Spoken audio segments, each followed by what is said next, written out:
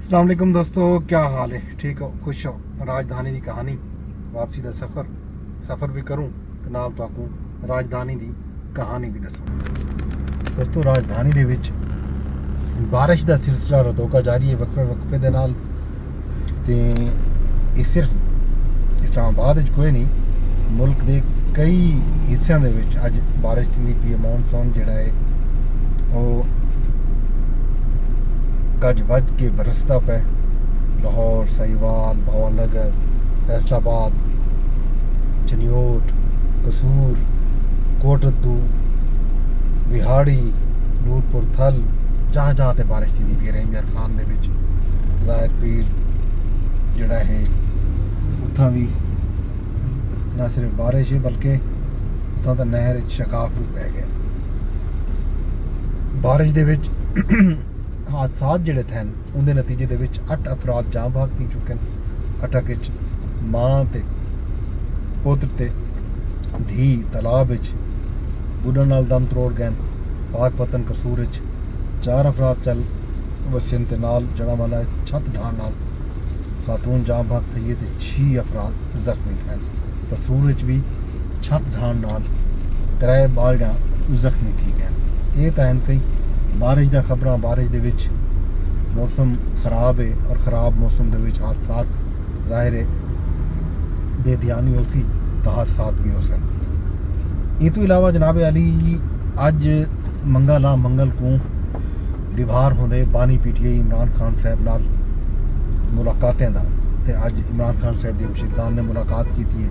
वो मुलाकात दे विच बहुत सारा गाली थैन जिहदे विच ये दसाया गए अपना अली मखान की तरफों के खान साहब जोड़ा है ये गाल ते काबिल बयान कि जोड़े PTI के अरकान असैंबली लाहौर गए तो उनके बाद सोशल मीडिया ते जोड़ा शोर मचे और पार्टी की नमोशी थी है उन्होंने खान साहब बहुत गुस्से चन कावड़े चन। उन्होंने आके जो ई तरह की कोई भी हरकत कई सूरत बर्दाश्त ना की वै सी। ये जनाब खान साहब ने की है गाल। खान साहब ने नाल ये भी आखे जनाब कि पार्टी के जोड़े मामलात हैं वो पार्टी के अंदर ही हल होने चाहिए। उहदे उत्ते सोशल मीडिया के उत्ते डिस्कशन ना की वजे। तो नाल अज एक खबर ये भी आई है कि बैरिस्टर सैफ ने मुलाकात की है खान साहब नाल। ते सैनेट दे विच खैबर पख्तूनख्वा असैंबली के जोड़े उन्होंने नामजद उम्मीदवार हैं वो उन्होंने कन्फर्म किए जिहदे विच ये दसाया गया जनाब कि उहदे जोड़े नाम दिते गए PTI की तरफों वो मिर्ज़ा अफरीदी का नाम भी है। उहदे मिशाल यूसुफजई का नाम भी हाँ। उहदे आज़म सवाती का नाम भी हाँ। तो उहदे भी बहुत सारे नाम हैं। खास तौर के उत्ते मिशाल यूसुफजई ते मिर्ज़ा अफरीदी जोड़ा है उनके नाम की एक किस्म की तौसीक की है खान साहब ने। तो इन्हें उत्ते सोशल मीडिया पर बहुत ज़्यादा तनकीद की गई है पाकिस्तान तहरीक इंसाफ के कारकुनान की तरफों कि ये ना नहीं होने चाहिए। इन तो इलावा अज एक भी अहम खबर है वो है अडियाला जेल के जोड़े हुकाम हैं उन्होंने एक बयान जारी किए। बड़ा इंटरेस्टिंग बयान है। उन्हें ये दसे जो बानी PTI जनाब इमरान खान साहब को जेल दे विच किताबां, अखबारात, वॉक, TV की सहूलत तक मुयसर है। 7 सैल ते मुश्तमिल कंपलैक्स जिथा वो चहल कदमी कर सकते हैं उथा खुला सहन है। तो नाल वर्जिश की साइकिल है। तो एक कैदी बवरची ख्वाहिश के मुताबिक खान साहब का नाश्ता, दोपहर का खाना तो शाम का डिनर भी तैयार करेंगे। इमरान खान साहब जेल तो हुण तक 413 बारी ट्वीट भी करा चुके हैं। तो नाल इंटरव्यू भी दे चुके हैं कई मीडिया चैनल्स को। खान साहब 3 महीने के 6 सियासी रहनुमावे नाल मुलाकात कर चुके हैं। वकला ते फैमिली अरकान उनके नाल मुलाकात हर हफ्ते का मामूल है। जेल हुकाम ये भी दसे जो जेल का डॉक्टर 3 बारी डी खान साहब का तिबी मुआयना करेंदे। पिछले हफ्ते कहीं भी किस्म की कोई बीमारी रिपोर्ट नहीं थी। ये जनाब खान साहब के हवाले खबर। इन तो इलावा जनाब मुल्क के जी चीनी की कीमत है वो पर लग गए जहाँ जहाँ उत्ते कीमत जी है हुण कितें 180, 90, 85, 200 तो भी वध चुकी है। ई मामले के उत्ते जिहड़ा है IMF भी तहफ़ुज़ात का इजहार कर चुके। IMF की तरफों आख्या गया कि चीनी के हवाले नाल जिहड़ा दरामद उत्ते टैक्स की छूट है वो कहीं सूरत च नहीं दी वजनी चाहिए।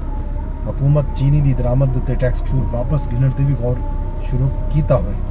मुल्क च फी किलो चीनी की कीमत फिलहाल तो 200 है तो दसेंदे पैन जो है शायद 200 तो भी वध वैसी।